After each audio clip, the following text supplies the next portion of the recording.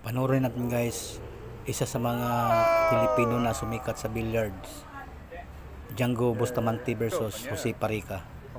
Sumablay si Jose Parica. Mukhang uubusin na ito ni Django Bustamante. Tingnan nyo kung paano niya tinalo si Jose Parica.